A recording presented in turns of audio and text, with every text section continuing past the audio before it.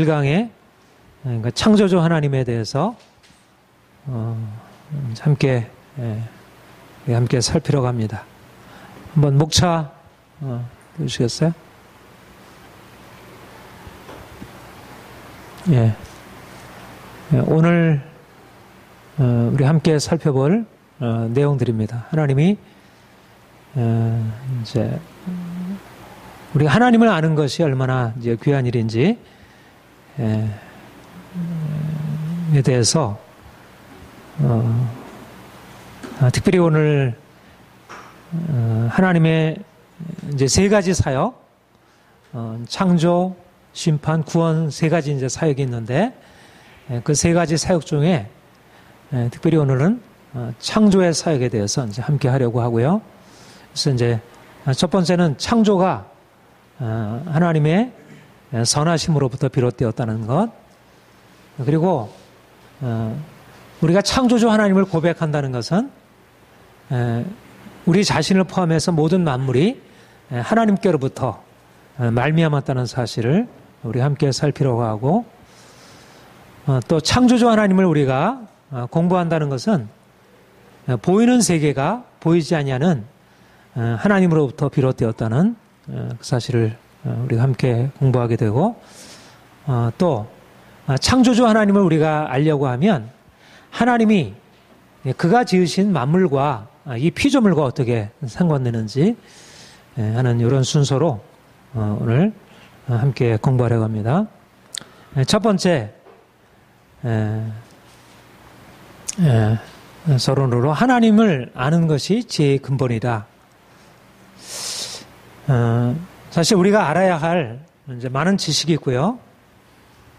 저는 오랫동안 이제 공부를 해왔고, 이 지식이 가지고 있는 가치에 대해서 누구보다 이렇게 깊게 느끼고 또 그것을 이렇게 강조하는 사람입니다. 더 많이 알아야 한다고 생각하고 더 깊게 이제 사실 오늘날 우리 시대를 지식 정보화 시대라 이렇게 얘기를 하잖아요. 특별히 과학기술의 지식으로 인해서 우리의 삶이 이제 풍성해지고요. 이 과학기술이 지배하기 전에 이제 그 철학 이런 것이 이제 일반적으로 동양이나 서양이나 오늘날은 이제 과학기술이 지배하고 있는데, 철학이든 과학이든 다 중요한 지식이고 우리가 다 배워야 할 것입니다. 그러나 우리가 정말 알아야 할 지식은 제임스 패커가 하나님을 아는 지식에서 강조했듯이 하나님을 아는 지식이야말로 우리 인생에 있어서 가장 귀한 가치를 지니고 있다, 이렇게 말할 수 있고, 그런데 하나님을 아는 지식이 왜 중요하냐면 단지 하나님을 아는 지식은 하나님에 대해서만 아는 것이 아니라 그것이 곧 우리 자신에 대한 온전한 지식에 이르기 때문에 우리가 누구인가, 우리가 어떻게 살아가야 하는가, 또 우리가 살고 있는 이 세상이 무엇인가를 우리가 온전하게 알려면 하나님을 알아야 한다는 것입니다. 이게 칼빈의 기독교 강요 1권 1장 1절부터 얘기하는 하나님을 아는 지식과 우리 자신을 아는 지식이 얼마나 밀접하게 연관되어 있는지, 그래서 하나님을 아는 지식은 진정으로 하나님을 안다면 우리 인간에 대해서, 인간 자신에 대해서 더 깊이 알게 되고, 그러니까 하나님을 아는 지식이 지혜의 근본이라 함은 하나님을 아는 지식으로 인해서 철학, 과학적인 지식에 이르기까지 보다 그 모든 지식의 기초가 되어지고, 그래서 정말 하나님을 잘 아는 사람은 우리가 세상을 성공적으로 정말 힘있게 행복하게 살아갈 수 있는 그 일을 할 수 있다는 것, 이런 의미에서 우리가 하나님을 더 깊이 알길 원하고요. 그래서 우리가 이제 앞으로 계속 공부하면서 사실 우리가 여러 가지 많은 것들을 알게 되겠지만 이 모든 것은 하나님을 아는 지식에 속한 것이라 말 수 있겠습니다. 두 번째로 하나님의 사역에 대해서, 우리가 하나님에 대해서 하나님이 누구신가 그럴 때 여러 가지로 하나님의 속성에 대해서도부터 이제 접근할 수도 있고 여러 가지로 접근할 수 있는데, 일반적으로 하나님에 대해서 말할 때 이 세 가지 사역을 통하여 하나님이 누구신가 하는 것을 말할 수 있고, 또 일반적으로 우리 장로교 신학의 전통에서 이제 칼빈이나 우리 이제 장로교 신학의 조직 신학의 이 흐름은 하나님의 사역을 중심으로 해서 하나님이 무슨 일을 행하셨는가 하는 이 관점에서 이제 하나님을 논했습니다. 그래서 그게 이렇게 이제 성경의 어떤 흐름과 마땅하다고 생각해요. 하나님의 행하신 사역을 세 가지로 구분해서 말할 수 있고 또 그 하나님의 세 가지 사역을 통해서 우리는 그 하나님이 누구신가 하는 것을 말할 수 있는 것입니다. 창조, 심판, 구원. 이 세 가지 사역을 말할 수 있고 그래서 창조하신 창조주 하나님 또 죄로 말미암아 타락한 세상을 심판하시는 심판주 하나님 그리고 심판 아래서 고통당하는 인류 세상을 구원하시는 구원자 하나님 이 세 가지 관점에서 우리가 하나님의 사역을 말할 수 있고 또 하나님을 창조주, 심판주, 구원주로 말할 수 있다는 것. 우리가 창세기 1장 태초에 하나님이 천지를 창조하시니라부터 해서 하나님의 창조 사역이 기록이 되어 있고 그리고 이스라엘 역사적인 과정은 하나님의 심판의 역사 그들이 하나님의 뜻을 거스려 행할 때 어떻게 하나님이 심판하셨는지 그리고 또 그들을 그 심판 아래서 고통당하는 이스라엘을 건지시는 구원의 하나님 특별히 예수 그리스도를 통하여 우리를 죄에서 죽음에서 건지신 이 구원의 하나님을 말씀하고 있죠. 그런데 중요한 것은 우리가 사실은 우리의 신앙의 가장 중심은 구원의 하나님에 초점을 맞추고 있어요. 그렇죠? 우리가 예수 그리스도로 말미암아 죄에서 죽음에서 건짐을 받았다는 이 구원의 하나님을 얘기하고 강조하고 있죠. 그래서 구원은 너무너무 중요합니다. 그런데 우리가 구원이 무엇인가를 이해하려면 먼저 이 창조라고 하는 것을 없이는 구원을 제대로 이해할 수 없다는 것입니다.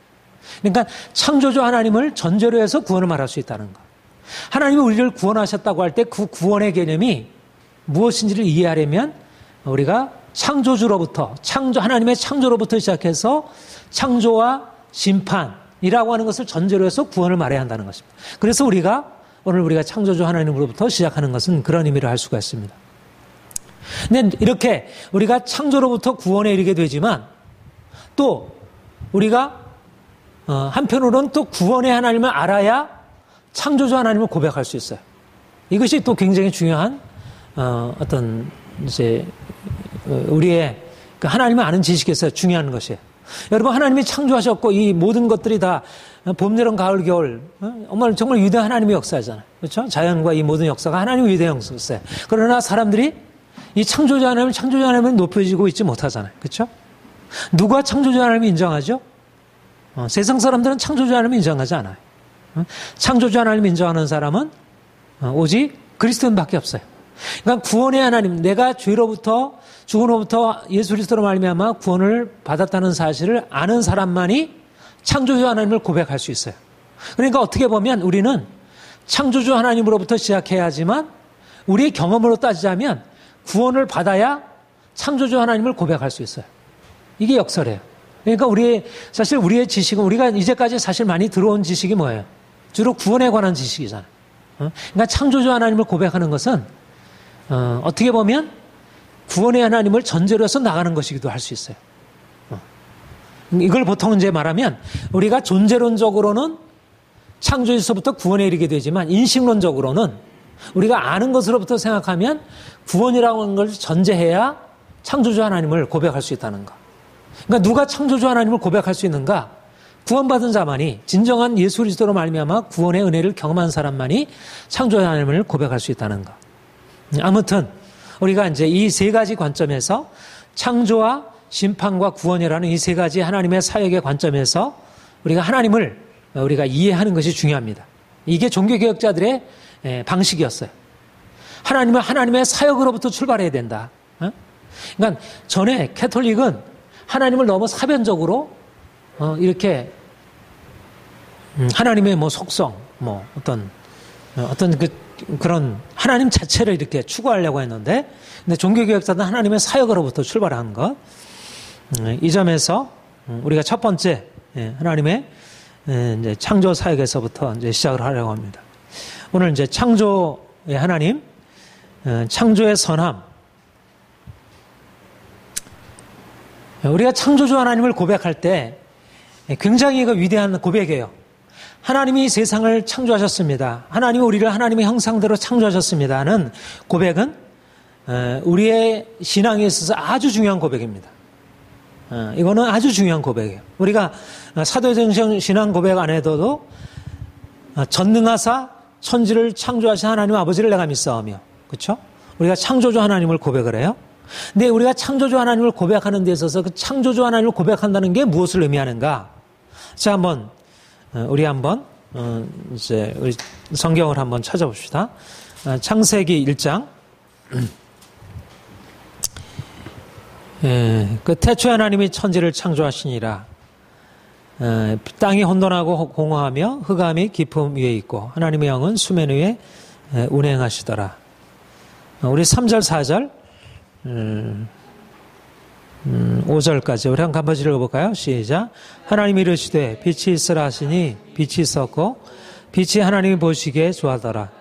하나님이 빛과 어둠을 나누사 하나님은 빛을 낮이라 부르시고 어둠을 밤이라 부르시니라. 저녁이 되고 아침이 되니 이는 첫째 날이라. 예. 하나님이 이르시되 빛이 있으라 하시니 빛이 있었고 하나님이 보시기에 좋았더라. 하나님이 말씀으로 천지를 창조하시고 첫날에 빛을 창조하셨습니다. 둘째 날에 창조하신 것은 무엇이죠? 궁창을 만드사 궁창 위의 물과 아래 물을 나누시고 하늘을 지으셨습니다. 셋째 날 창조하신 것이 무엇이죠?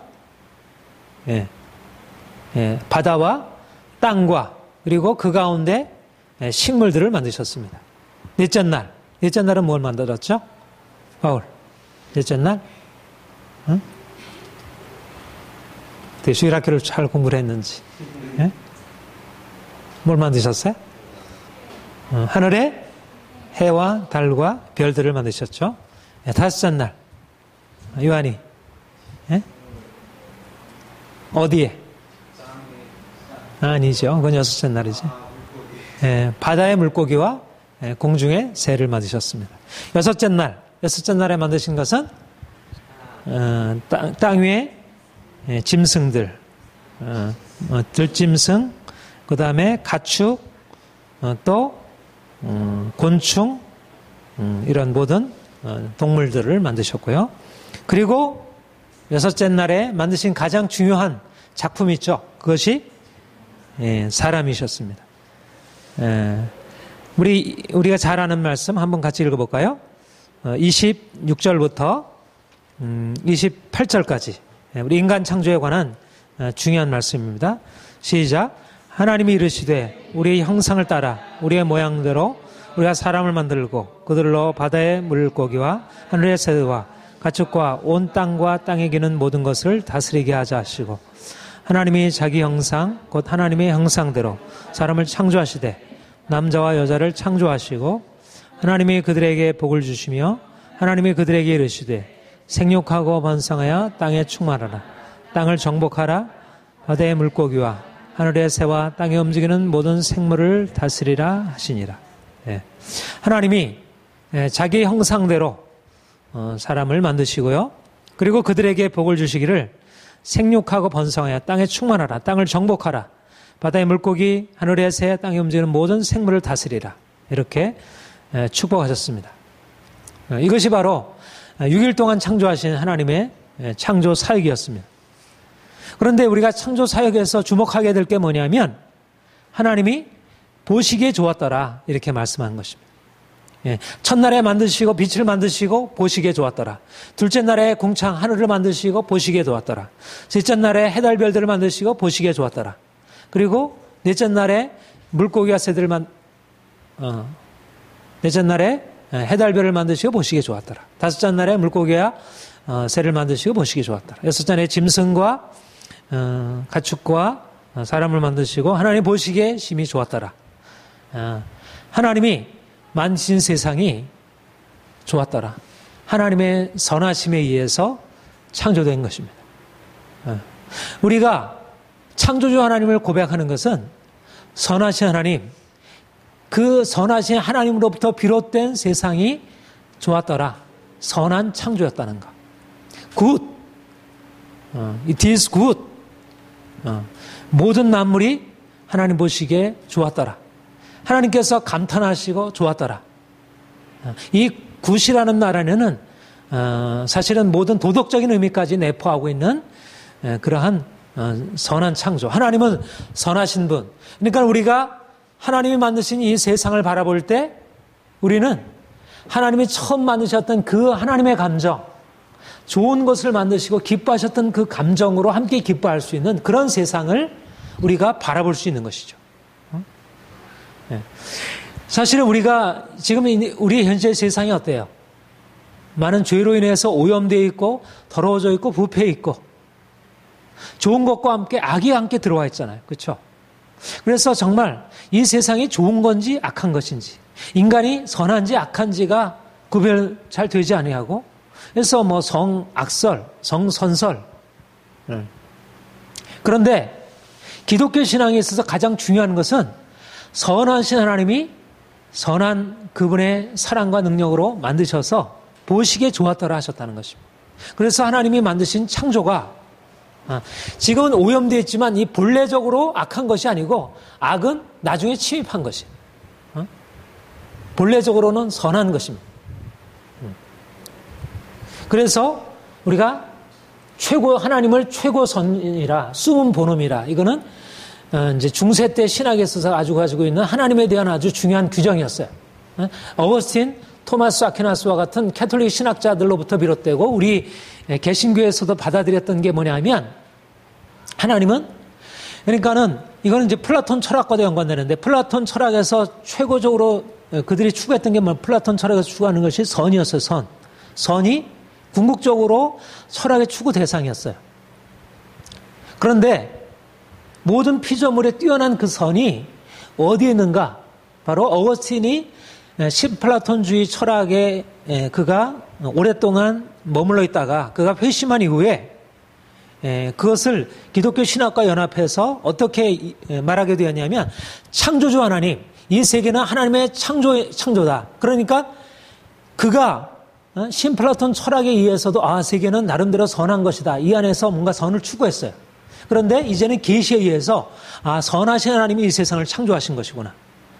그래서 이 세상을 선한 것으로 긍정할 수 있게 되었다는 것입니다. 그러니까 철학도 나름대로 이 세상 안에 있는 선을 인정하죠. 그러나 철학은 경험으로부터 출발하게 되니까 세상은 선한 것만이 아니잖아요. 그래서 세상을 온전히 긍정하기가 쉽지 않아요. 그런데 믿음의 관점에서 보면 하나님의 계시의 근거에서 보면 선하신 하나님으로부터 비롯된 이 세상이 그가 만드신 만물 안에 그분의 선함과 그분의 그 선한 속성이 그 안에 나타나고 있다는 것입니다. 그러니까 최고선으로부터 선한 것들이 출발한 것입니다. 하나님과의 관계는 우리는 선한 것들을 알고 그 아래에서 살고 있지만 그 선한 것의 궁극적인 근원으로 거슬러 가면 최고선이신 하나님을 만날 수 있다는 것. 이것이 하나님과 피조물과의 관계이고 이제 우리가 세상을 바라보는 그러니까 어거스틴이 굉장히 기독교 신학에서 굉장히 중요한 역할을 했어요. 그런데 기독교 신학에 있어서 어거스틴이 가졌었던 가장 중요한 역할이 뭐냐면 이 세상을 선한 것으로 긍정할 수 있었다는 것이에요. 그가 만드신 모든 만물이 하나님이 선하신 분이고 하나님 만드신 만물이 선하다는 것. 이런 의미에서 우리가 세상을 긍정하는 것입니다. 하나님 당신은 창조하십니다. 창조주이십니다. 하나님 능력으로 이 세상을 만드셨어요. 하나님은 우리를 사랑하셔서 세상을 선하게 창조하셨습니다. 이런 고백 안에는 우리가 세상을 긍정하는 이 아주 무한한 긍정이 그 안에 담겨 있는 것입니다. 우리가 사실 경험적으로 보자면 세상이 그렇게 긍정적이지만 않아요. 그렇죠? 여러 가지 많은 문제를 가지고 있어요. 고통이 있고 악이 있고 문제가 많아요. 보시기에 좋았더라. 보시기에 이게 뭐가 좋아? 우리가 보기에 뭐가 좋아요? 너무나 악하고 좋은 것과 함께 너무나 악하고 너무 안 좋은 것이 너무 많잖아요. 그런데 우리는 이 세상을 하나님의 관점으로 바라볼 때 이 악한 세상을 그냥 악하게 보는 게 아니고 그 경험을 넘어서 하나님의 선하신 창조를 바라보고 세상을 긍정할 수 있는 것이에요. 세상 그 자체를 긍정하는 게 아니라 세상을 만드신 창조주 하나님, 그분의 선함으로부터 이 세상을 긍정할 수 있게 되는 것이죠. 이런 의미에서 우리가 세상을 긍정하고, 또 한편으로 우리가 이제 이런 의미에서 우리 기독교 신학, 특별히 우리는 예수로 말미암아 구원받은 자들, 우리는 이 악한 세상에서 건전을 받은 자. 그렇다 보면 우리가 가지고 있는 생각 중에 이 세상은 악하고 하나님은 선하신 분인데 이 세상은 우리가 그냥 떠나야 할 장망성, 부정적인 의미로만 우리가 세상을 생각할 수 있어요. 그런데 어거스틴과 칼빈과 같은 이렇게 정통 신학자들이 우리에게 가르쳐준 중요한 가르침이 뭐냐면, 분명히 이 세상은 악하지만 이 세상은 하나님의 선하신 하나님에 의해서 창조함을 받은 피조물이라는 것입니다. 이런 의미에서 우리가 이원론적인 세상에 대한 비판적이고 부정적인 그런 관점을 넘어서서 세상을 좀 더 온전하게 긍정하는, 우리가 하나님을 최고로 높이지만 하나님 안에서 세상을 긍정하는 그런 사람으로 우리가 살아갈 수 있고요. 그리고 선하신 하나님 우리에게, 우리가 지금 금방 조금 전에 읽었듯이 하나님은 우리를 그의 형상대로 창조하시고 그들에게 복을 주어 생육하고 번성해 땅에 충만하라, 땅을 정복하라, 바다의 물고기와 땅에 모든 것을 다스리라, 이렇게 말씀하셨어요. 그러니까 하나님이 만드신 세상을 우리가 바라볼 때 우리가 그분 안에서 우리 자신을 긍정하고 살아갈 수 있는 것이죠. 이게 창조주 하나님을 믿는 믿음이라는 것입니다. 우리가 만나는 이 세상, 모든 보이는 세상 안에서 하나님이 지으신 것이구나. 우리는 그냥 우연한 세상이 아니라 그냥 하나님이 지으신, 그냥 어쩌다가 이 세상에서 뭐 생명이 만들어지고 어쩌다가 동물에서 인간이 진화해 돼가지고 인간이 만들어진 이런 세상을 살면 얼마나 이게 불안해요. 그런데 전능하신 창조주 하나님이, 선하신 하나님이 이 세상을 만드셨다는 사실에, 인간이 하나님의 형상으로 지음받았다는 그 사실에 의해서 우리는 세상과 우리의 삶을 긍정할 수 있는 것이죠. 다음에 만물이 하나님께로부터. 우리는 근원, 조금 전에 최고선으로부터 비롯된 선한 것들입니다. 그러니까 우리가 궁극적인 근원이 아니고 이 세상에 어떤 것도 궁극적인 근원의 존재. 그러니까 우리가 고백하는 믿음이 뭐예요? 우리가 고백하는 것은 만물이 물질에서 비롯된 것이 아니고 인격적인 하나님께로부터 비롯됐다는 것이죠. 이게 굉장히 중요한 차이를 가져오는 것입니다. 만물의 근원이 어디냐? 하나님께로부터 났다는 거예요. 여기에 엄청난 우리의 어떤 삶에 아주 강력한 힘이 존재하고 있고요. 또, 그러니까 내가 물질로부터 났으면 물질이잖아요. 근데 인격적인 하나님께로부터 났으면 우리가 인격적인 하나님의 형상을 지음받은 인격적인 존재예요. 만물이 인격적인 하나님께로부터 났다고 생각하면 이 세상에 그냥 우연적으로 있다가 사라져 없어져 버리는 것이 아닌 것입니다. 만물이 하나님께로부터 났다는 얘기는 여기 안에 엄청난 의미를 그 안에 담지하고 있는 것입니다. 우리 로마서 11장 36절 우리 같이 읽겠습니다. 시작. 이는 만물이 주에게서 나오고 주로 말미암고 주에게로 돌아갑니다. 그에게 영광이 세세에 있을지어다. 아멘. 만물이 주에게서 나오고 주로 말미암고 주에게로 돌아갑니다. 이게 우리 개혁파 신앙, 우리 장로교 신앙의 아주 중요한 고백 중에 하나입니다. 장로교 신앙이 강조하는 가장 중요한 고백이 바로 창조주 하나님에 대한 고백. 만물이 하나님께로부터 나왔다. 그리고 만물이 하나님에 의해서 지탱되고 있고 궁극적으로 만물이 하나님께로 돌아간다. 만물의 목적은 하나님이시고 만물의 근원은 하나님이시다. 여기에서 하나님께만 영광을, 솔리데오 글로리아 라는 신앙 고백이 거기에 가능하게 된 것입니다. 이것은 우리가 우리의 존재 자체를 하나님께로부터 비롯되는 사실을 바라보고 우리의 근원을 찾아가려고 할 때, 그리고 또 우리의 궁극적인 목적을 향하려고 할 때 우리가 얼마나 그 위대한 근원으로부터 출발한 존재인지. 그러니까 진화론과 같이 인간을 저 물질로부터 이렇게 차차차차 어떤 고등동물로 진화했다고 하게 되면 결국 자기가 돌아왔던 곳에서 다시 돌아가게 되는 거예요. 흙으로 왔다 흙으로 돌아가는, 물질로 왔다 물질로 돌아가는, 그것이 세상이 가지고 있는, 근데 만물이 하나님께로부터 위로부터 나와서 위로 다시 돌아가는, 우리가 그 관점을 가지고, 그러니까 우리의 초점, 우리의 시선이 이제 그분께 향해 있는 것이죠. 우리 창세기 사도행전 17장 27절 우리 같이 읽겠습니다. 시작. 이는 사람으로 혹은 하나님을 더듬어 찾아 발견하게 하려 하심이로되 그는 우리 각 사람에게서 멀리 계시지 아니하다. 무슨 말입니까? 만물이 하나님께로부터 나서 모든 만물 안에는 하나님의 능력과 그의 솜씨가 그 안에 기록되어 있고 나타나 있다는 거예요. 그러니까 우리는 지금 우리가 현재 만나고 있는 우리의 삶에 우리 자신의 삶, 또 우리 주변에서 만나는 사람들, 또 여러 가지 자연 만물, 거기서부터 그것의 궁극적인 근원이 되시는 하나님을 향해서 더듬어 찾아갈 수 있도록. 그런데 사실 사람들이 하나님이 궁극적인 근원이 되시지만 사실 하나님을 그 근원을 향해 나가지 못하잖아요. 그렇죠? 근데 하나님의 목적은 우리로 하여금 그 근원을 향해서 나아가도록. 누가 지혜자인가? 하나님께서 이 세상을 만드시고 만물이 그로부터 말미암은 것인데 그 하나님이 지으신 만물로부터 그 근원 자체로 나아가는 사람.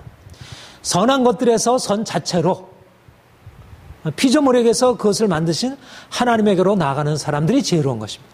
그렇게 되면 그 근원으로부터 오는 사실 우리가 그러니까 상류는 온전한데 하류는 이게 지저분하고 더러워져 있잖아요. 하나님은 선 자체이고 그 안에는 모든 것이 완벽하게 들어있는데 하나님께로부터 비롯되었지만 이 안에는 다른 오물들이 많이 이렇게 섞여 있어요. 그런데 우리가 근원을 향해서 들어가도 보면 만물의 근원 되시는 그 완벽하신 하나님으로부터 우리의 모든 것들을 다시 근원적으로 다시 이렇게 더 온전케 할 수 있도록 그러니까 더 풍성해지는 것이죠. 그러니까 이런 면에서 우리가 이제 이 모든 세상 만물로부터 그 만물의 근원 되신 하나님을 향해서 나가는 것.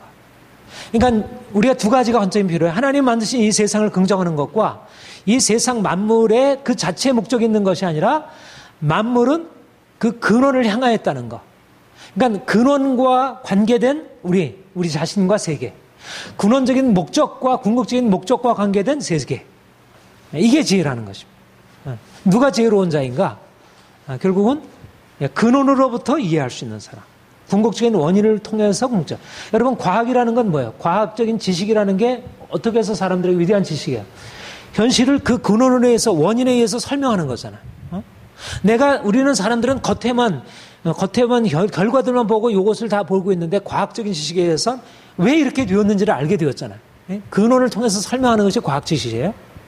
그런데 과학 지식이라고 하는 것은 그것의 궁극적인 근원 대신 하나님을 알지 못하고 보지 못하는 거예요. 그러니까 과학 지식에 한계가 있는 거예요. 근데 과학 지식은 결국 보이는 근원에서 보이는 걸 가지고 이제 설명을 해요. 그러나 우리는 그 보이는 근원보다 더 뛰어나는 궁극적인 근원 대신 하나님께로부터 시작해서 이 만물을 설명하게 되는 거예요. 우리 자신을. 그러니까 보다 더 온전하게 하나님을 이해할 수 있게 되는 것이죠. 그래서 바로 다음 이제 보이는 것과 보이지 않는 것. 그러니까 우리가 만물과 하나님과의 관계, 이 관계를 이해할 수 있는 것이 상당히 중요하다는 것이. 히브리서 11장 1절, 히브리 3절. 우리 같이 읽겠습니다. 시작. 믿음으로 모든 세계가 하나님의 말씀으로 지어진 줄을 우리가 아나니 보이는 것은 나타나는 것으로 말미암아 된 것이 아니라. 세계가 무엇에 의해서? 하나님 말씀에 의해서 지은 것입니다. 세계는 보이는 것이잖아요. 그런데 보이는 세계가 보이는 것에 의해서 생겨난 것이 아니라 보이지 아니하는 하나님의 말씀에 의해서 생겨난 것이라는 것입니다. 보이는 것은 나타난 것으로 말미암아 된 것이 아니라 여기에 아주 중요한 우리의 믿음의 고백이 있습니다. 오늘날 과학적인 사고는 보이는 결과들을 무엇에 의해서 설명하려고 하죠? 다 보이는 원인에 의해서 설명을 하는. 그렇죠?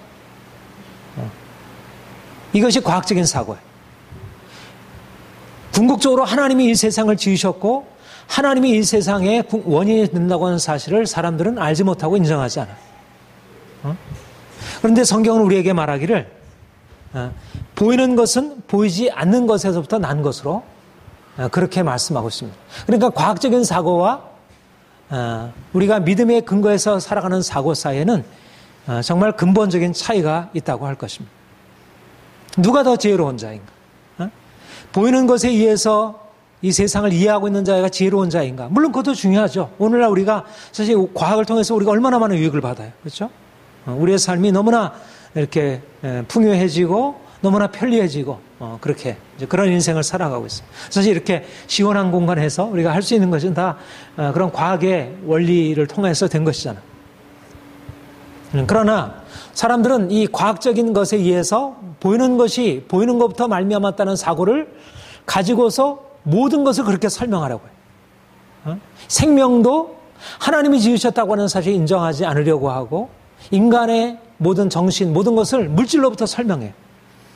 그런데 하나님이 우리를 만드셨고 이 세상 모든 만물을 만드셔서 우리가 보이는 것은 보이는 것으로부터 말미암은 것이 아니라 보이지 않는 것으로부터 말미암은 것이야. 그러니까 우리가 이 보이는 세상을 누가 어떻게 잘 살아갈 수 있을까? 보이는 것을 보이는 것으로부터 말미암아 살아가는 이런 과학적인 사고, 실증적인 사고를 가지고 살아가는 삶과 보이는 것을 보이지 아니하는 하나님의 근거에서 생각하고 하나님이 이 세상을 다스리고 섭리한다는 사실을 가지고 살아가는 삶은 동일한 것이 아니죠. 여기에 결정적인 세상의 지혜와 하나님의 지혜의 차이가 있는 것이에요. 보이지 않는 하나님을 알고 그분을 섬기는 자는 이 세상의 궁극적인 근원을 알기 때문에 사람들이 놓치는 원인들, 이 세상이 왜 이렇게 될까? 왜 이렇게 삶에 문제가 있을까? 어떻게 해결할까? 이것을 눈에 보이는 원인을 가지고 이제 설명하고 해결을 하려고 하니까 결국은 이 세상에 많은 죄의 문제들, 타락 이런 것들이 해결이 안 되는 거예요. 결국 궁극적인 문제는 하나님을 떠난 것인데 하나님은 아직 못함으로 이 세상을 해결하려고 하니까 문제가 해결이 안 되는 것이죠. 우리가 오전에 말씀 이제 신명기 8장에 보면 너희를 낮추시고 줄이시고 광야에서 만나를 먹이신 것은 너희가 떡으로만 살아가는 것이 아니요 하나님의 입에서 나오는 모든 말씀으로 사는 것이라. 떡으로만 살아가는 것과 말씀으로 살아가는 것. 사람들이 생각할 때 떡이라고 하는 것, 내가 열심히 수고해서 일을 해가지고 식물을 거두고 그것을 타작을 해서 곡식을 만들어서 그렇게 살아가는 것이지. 사람들은 눈에 보이는 것을 보이는 원인으로 설명하고 거기에 충실하게 근거해서 살아가려고 해요. 물론 그것도 굉장히 중요한 삶이에요. 그러나 우리가 하나님께서 이 세상을 만드셨고 하나님께서 주관하신다는 사실을 알게 되면 결국 보이는 세상, 눈에 보이는 세상, 우리가 먹고 마시고 있고 행하는 모든 세상을 그냥 보이는 것에 근거해서 살아가는 거잖아. 그것도 하나님의 근거에서 하나님이 지으신 것이구나. 하나님이 다스리는 것이구나. 먹는 거, 입고 행하는 모든 것들이 하나님께로부터 난 것이구나. 하나님이 자연 법칙을 지으시고 그 안에서 여러 가지 우리가 이성을 통해서 그 법칙을 발견하고 그것에 대해서 해명하고 그걸 통해서 유익을 받게 하셨지만 그러나 진정으로 우리가 살아가려면 무엇에 근거해 살아가야 하는가? 우리가 이성에 근거해서 보이는 세상에 근거해서가 아니라 그 모든 만물의 근원 되신 하나님, 나타난 것은 하나님의 말씀으로 지어졌고 나타난 것으로 말미암아 된 것이 아니라 보이지 않는 것으로 말미암아 되었다는 사실을 말씀의 근거에 생할 때 진정으로 그 삶이 온전해질 수 있다는 것. 이것이 바로 우리의 믿음의 삶이고 믿는 사람들이 세상 사람들과 근본적으로 다른 인생을 살아갈 수 있도록 있다는 것입니다. 저는 이런 면에서 하나님의 창조주 하나님을 우리가 섬기고 살아가는 것이, 그러니까 기독교 신앙이 중요한 것은 우리의 구원의 문제만이 아니라 이 세상을 살아갔을 때 하나님이 창조하셨다는 것. 하나님이 이 세상을 창조하시고 그 창조하신 모든 만물을 그가 다스리시고 주관하신다는 사실을 믿고 살아갈 때 세계가 하나님의 말씀으로 지어졌기 때문에 그 말씀에 의해서 세상이 지탱되고 움직여지는 것이. 그러니까 말씀의 근거에서 살아가는 사람은 누구보다도 더 지혜롭고 더 유능하고 더 성공적으로 살아갈 수 있다는 것. 저는 오늘날 그리스도인들이 이런 믿음으로 살아가야 한다 그렇게 믿습니다. 그 다음에 창조주와 비점을 그래서 궁극적으로 사실은 우리가 창조주 하나님을 고백하는 것은 우리 자신과 창조주 하나님과의 관계를 고백하는 것입니다. 우리는 누구이고 하나님은 누구신가? 우리 11장 히브리서 1장 10절 11절 우리 같이 읽겠습니다. 시작. 주여 태초에 주께서 땅에 기초를 두셨으며 하늘도 주의 손으로 지으신 바라. 그것들은 멸망할 것이나 오직 주는 영존할 것이요 그것들은 옷과 같이 변할 것이나 주는 여전하여 연대가 다함이 없으리라. 이게 창조주 하나님에 대한 고백입니다. 창조주 하나님에 대해서 우리가 고백한다는 것은 하나님이 만드신 만물이 선하다고 하는 것을 인정하는 것이고요. 그런 면에서 하나님의 선하심이 만물 안에 들어있다는 것이죠. 우리가 창조주 하나님의 선함을 통하여 만물이 선하다는 걸 인정할 수 있고 또 만물의 선함을 통해서 하나님이 선하신다는 것을 또 추적해 나갈 수가 있어요. 결과로부터 열매로부터 그 뿌리를 거슬러 갈 수 있고요. 그런데 또 한편으로 이렇게 창조주 하나님과 이 세계 사이에 아주 밀접한 연관이 있지만 그것과 함께 우리가 고백할 것은 창조주 하나님과 세계는 근본적으로 다르다는 것입니다. 주께서 땅의 기초를 지으시고 하늘도 주의 손으로 지으신 바예요. 하늘과 땅이 다 주의 손으로 지은 바예요. 그런데 그래서 만물이 다 귀하지만 어떻게 다르냐면 창조주 하나님과 피조물은 이렇게 다르다는 것입니다. 주는 영원하신 분이고 영존하신 분이고 땅의 모든 것들은 멸망하고 옷과 같이 변하고 없어질 것이고 영원하신 하나님과 영원하신 창조주 하나님과 그가 지으신 만물이 썩어 없어진다는 것, 이 근본적인 차이를 우리가 인식하게 될 때 우리가 창조주 하나님을 높일 수 있는 것입니다. 우리가 이 세상에서 하나님 만드신 것이 귀하구나. 우리 꽃이 아름답고 여름이 덥지만 이 여름도 너무 아름답고 또 여름이 지나고 가을도 아름답고 겨울도 아름답고 너무 좋잖아. 정말 하나님 보시기에 만드신 모든 것이 다 좋은 것이에요. 그런데 우리는 세상에 창조주 하나님 만드신 이 세상을 통하여 아름다운 것을 보지만 그 아름다움이 영원한 것이 아니고 그것이 신적인 것이 아니라는 것입니다. 그런데 하나님 믿지 않는 사람들은 세상의 아름다움을 보고 그것을 신적으로 높여요. 이게 이제 우상숭배이고 범신론이죠. 모든 세상의 종교들은 다 범신론적입니다. 그런데 우리가 고백하는 것은 창조주 하나님만이 영원하신 분이고 그가 만드신 모든 만물들은 다 멸망하고 옷과 같이 변하고 그것이 결국은 사라져 없어진다는 이 점에서 우리가 창조주 하나님을 우리가 믿고 고백하는 것은 이 세상 만물 위에 뛰어나신 그분, 우리가 만물을 보면서 그것의 근원 되신 하나님을 찬양하고, 그러나 그 근원 되신 하나님과 그래서 이제 우리 그 아고스티누스가 회심하여 그가 창조주 하나님을 선하신 하나님을 고백할 때 그가 이전에 가지고 있었던 관점을 버리게 되었는데 그게 뭐냐면 그전에는 유출설이었어요. 신플라톤주는 말하자면 신적인 존재가 있었다면 그 신적인 존재로부터 이 만물이 유출되어 나온, 거기서 흘러나온 거예요. 그러니까 이 세상도 신적인 거예요. 그런데 어거스틴이 주님을 만나고 나서 이 세상이 선하지만 이 세상은 신적으로 아름답고 선한 게 아니고 이 세상 영광은 사라져 버리는 단지 피조물에 불과하다는 거. 그러니까 창조주 하나님만 높이게 되지 피조물들을 높이지 않는 것입니다. 우리는 사람을 높이거나 세상의 어떤 자연을 그 자체를 높이거나 하지 않고 하나님 그분 한 분만을. 그래서 모든 만물을 통해서 누구에게 영광을 돌리냐면 만물이 그에게서 나오고 주로 말미암고 주에게로 돌아갑니다. 영광이 세세 그분에게 돌려질지어다. 그분에게 영광이 돌려야지 만물이 그에게서 나왔지만 그분과 같지 않다는 것입니다. 그분만이 홀로 영광을 받으시기 합당하신 분이라는 것. 이것이 우리의 창조주 하나님에 대한 고백이고 우리가 예수 안에서 더 분명하게 알게 되는 사실입니다. 우리 디모데전서 1장 17절에도 이렇게 고백을 하고 있습니다. 우리 같이 읽겠습니다. 시작.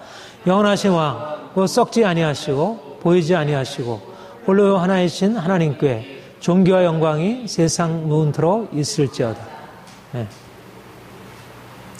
영원하신 왕, 썩지 아니하시고 보이지 아니하시고 홀로 하나이신 하나님. 이 말은 앞에 나와 있는 주의 손으로 지은 것들은 멸망할 것이요 그것들은 옷과 같이 변할 것이고 그것들은 의복처럼 낡아질 것이다. 그것과 달리 그분은 영원하신 왕, 변함없으시고 영원하신 썩지 아니하실 분, 보이지 아니하시는 부분. 우리가 보고 알고 있는 모든 것들은 다 사라져 없어져 버릴 것. 그것이 아무리 아름답지만 보이는 것은 잠깐이요 보이지 않는 것은 영원합니다. 하나님만이 영원하신 분이라는 것. 그 점에서 우리가 이 세상 모든 만물과 하나님을 혼동할 수 없다는 것입니다. 이 디모데전서 1장 7절이 누구에게 아주 영향을 끼친 구절인 줄 아세요? 이거는 그 18세기 미국의 부흥운동 1차, 2차 대각성을 운동을 가져왔던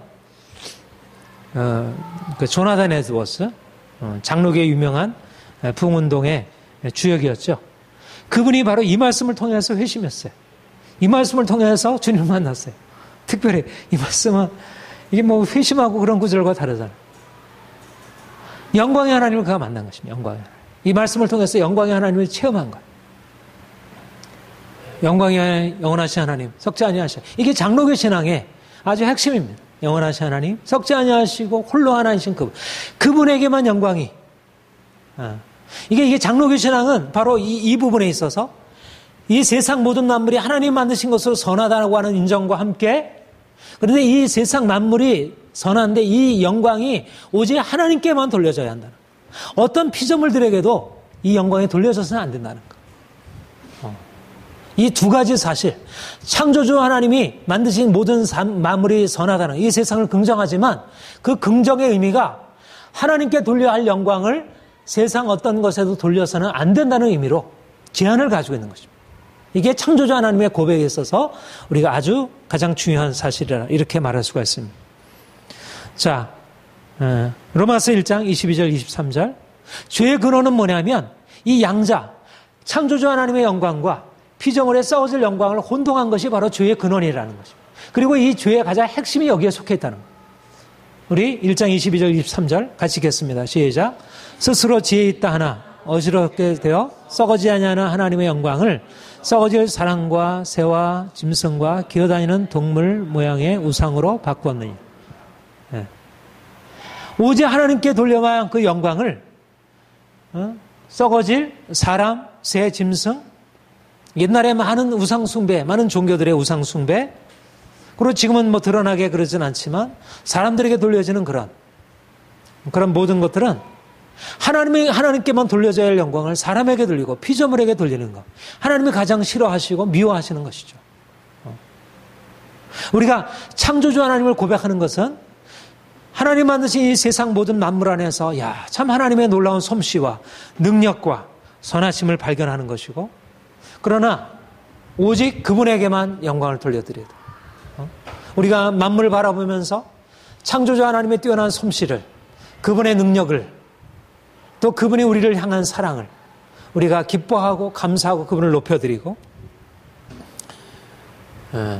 그리고 그분에게만 영광을 돌리는 것입니다.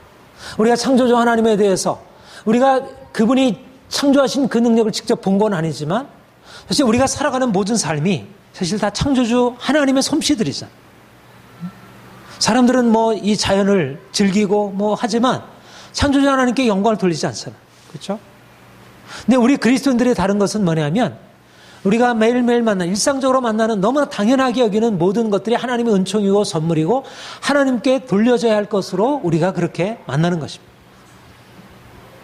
네, 결론으로 말씀을 마치겠습니다. 우리 같이 한번 읽겠습니다. 시작. 창조의 하나님을 아는 것은 그분 안에서 세상을 긍정하고 복을 기대하는 것입니다. 인생은 그분 안에서 만족합니다. 그가 근원이기에 모든 것에 풍족하고 만족합니다. 네. 우리가 창조주 하나님을 아는 것은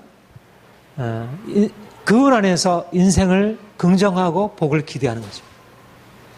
하나님이 세상을 창조하셨다고 하는 것은 우리의 말씀에 근거한 신앙 고백이지만 우리의 삶의 태도를 바꿔주는 것입니다. 아, 세상을 하나님이 만드셨구나. 그 위대하신 하나님이 세상을 만드셨구나.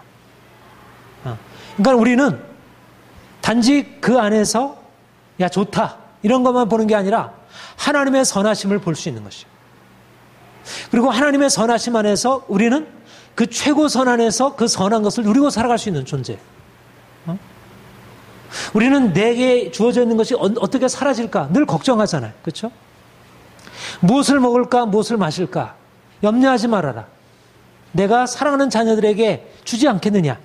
공중의 새들, 내가 지은 새들을 내가 입히고 먹이지 않느냐.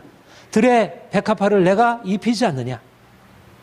하나님이 창조하셨고 하나님의 세상을 섭리하시고 주관하시고 다스린다는 거죠. 우리가 창조주 하나님을 고백하는 것은 우리 인생 안에 하나님이 채우실 것에 대해서 기대하고 복을 기대하고 삶을 긍정하고 삶의 문제 한가운데서 우리가 낙심하지 않는 것이죠. 우리가 이사야서 40장 보면 그렇게 고백을 하잖아요. 너희가 왜 원통해하고 왜 근심하느냐. 영원하신 창조주 하나님, 명철의 하나님 없으신, 능력의 하나님 없으신 하나님이 피곤하지 아니하시고 곤비치 아니하시고 피곤한 자에게 힘을 주시고 무능한 자에게 능력 주신 그 하나님이 너희 하나님이 아니냐. 창조주 하나님을 우리가 고백한다는 사실은 우리가 살아가는 모든 것들이 하나님께로부터 비롯되는 사실을 알고 있기 때문에 우리가 그분을 인정해드리고 그분에게 감사하고 그분에게 영광을 돌려드리고 그분을 날마다 기대하고 살아가는 것입니다.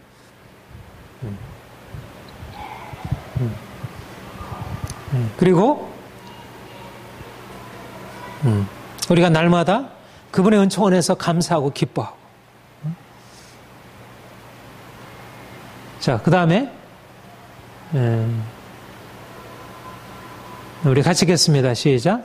하나님은 피조물이 아니십니다. 그 말을 높여야 한다. 오직 그 말을 경배하라. 다른 신을 그 앞에 두시라. 예, 거기까지요.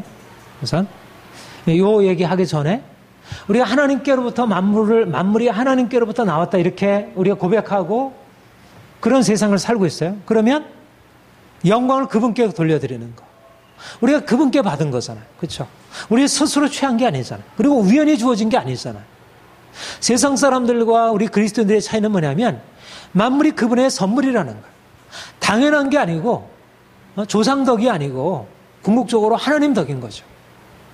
사실 제가 어머니 돌아가시고 나서 제 안에 정말 이렇게 잘못했다고 느껴지는 게 뭐냐면 내가 어머니께로부터 받은 사랑과 그 많은 것들을 내가 그분께 온전하게 감사로 돌려드리지 못했구나 하는 그러한 이런 자책과 이제 그런 회개의 마음이 있었습니다. 내가 어머니께 받은 것을 어머니께 좀 더 이렇게 온전하게 인정해드리고 높여드리지 못했구나. 하물며 어머니는 나에게 귀한 것 주셨지만 어머니도 하나님께 받은 것을 가지고 나를 섬겨주신 것이고 그보다 더 귀한 것은 하나님께 인정하는 거예요. 만물이 그분에게 났고 모든 만물이 그분의 축복인데 우리가 자녀된 우리가 하나님께 그분이 우리에게 주신 것들을 그분에게 돌려드리지 못하고 있는 거예요. 그렇죠? 마치 우리 스스로 행한 것이냐. 자기를 자랑하고 자기 이름을 높이고 그분을 높여야 하는데 이 점에서 우리 그리스도인들의 세상 사람과 다른 것은 하나님께서 우리의 구원만이 아니라 우리의 삶에 먹고 입고 쓰고 향한 모든 것들이 뭐 부모에게도 감사하고 스승에게도 감사하고 우리에게 여러 가지 베풀어 준 사람에 감사하지만 궁극적인 근원에 있어서 정말 우리가 밥을 앞에 두고 식사시키도 할 때 진심으로 하나님 감사합니다. 내게 이 생명 주시고 내게 이 귀한 양식 주셔서 감사합니다. 진심으로 그렇게 하나님께 기도하고 우리가 매일매일 살아가는 모든 것 속에서 너무나 당연한 거 우리의 공기, 물, 우리의 생명과 호흡 모든 것들이 사실 하나님께로부터 받은 것들이죠. 오히려 그분에게 온전하게 이렇게 이렇게 인정하고 돌려드리는 것. 이것이 이제 중요하고 그것이 우리의 기본적인 창조신앙이라 이렇게 생각합니다. 그리고 여러분들에게 말씀드렸듯이 우리가 창조의 선함을 통해서 하나님께 돌려드리는 것과 함께 창조주 하나님과 피조물들을 혼동해서는 안 된다는 거예요. 그렇죠? 하나님과 피조물은 다른 분이라는 거예요. 우리가 사람들에게 감사하는 것과 하나님께 감사하는 그 근본적인 차이가 있는 거예요. 그렇죠? 우리가 부모에게 감사하고 선생님에게 감사하지만 그 사람들에게 드리는 영광과 하나님께 드리는 영광은 근본적으로 차이가 있는 것입니다. 그러니까 얼마나 우리가 사실 사람들에게도 이런 것을 감사를 표하고 영화롭게 해야 되지만 하나님은 정말 어떻게 했어요? 홀로 영광을 받으시기 합당하신 그 하나님께 모든 피조물 위에 뛰어나신 그 창조주 하나님 그분께 삼위일체 하나님께 온전한 영원한 영광을 돌려드리는 것. 신명기 6장 4절 5절 같이 읽겠습니다. 시작. 이스라엘아 들으라. 우리 하나님 여호와는 오직 유일한 여호와시니 너는 마음을 다하고 뜻을 다하고 힘을 다하여 내 하나님 여호와를 사랑하라. 쉐마 이스라엘. 보통 쉐마라 이렇게 얘기를 하죠. 들으라 이스라엘. 너는 오직 여호와는 오직 유일하신 여호와시니 창조주 하나님, 누구도 비할 수 없는 그 하나님, 오직 그만이 창조주이시고 그 외에는 어떤 것도 창조주와 대신할 수 없는, 오직 그분에게만 유일한 영광을 돌려드려야 할 그분, 그 하나님이 우리 하나님이시고 이스라엘 하나님, 우리 하나님, 우리의 구원자 하나님, 우리의 창조주 하나님, 우리가 그분에게 합당한 영광을 돌려드리고 그분을 높여드리고, 그래서 우리를 통하여 그분의 영광을 받으시고, 우리가 그분을 무엇보다, 세상 무엇보다도 그분을 더욱더 우리의 온 마음 다하여 뜻을 다하여 힘을 다하여 우리가 주님을 사랑하는 그런 삶을 살아야 할 것입니다. 여러분들이 날마다 창조주 하나님을 높여드리고, 그리고 우리가 살아가는 모든 삶 속에서 하나님의 창조하신 그 능력과 은혜 안에서 우리가 살아가고 있잖아요. 그러면 그 하나님이 주신 그것들을 우리가 받아 누리면서 그분께 계속 돌려드리는 것입니다.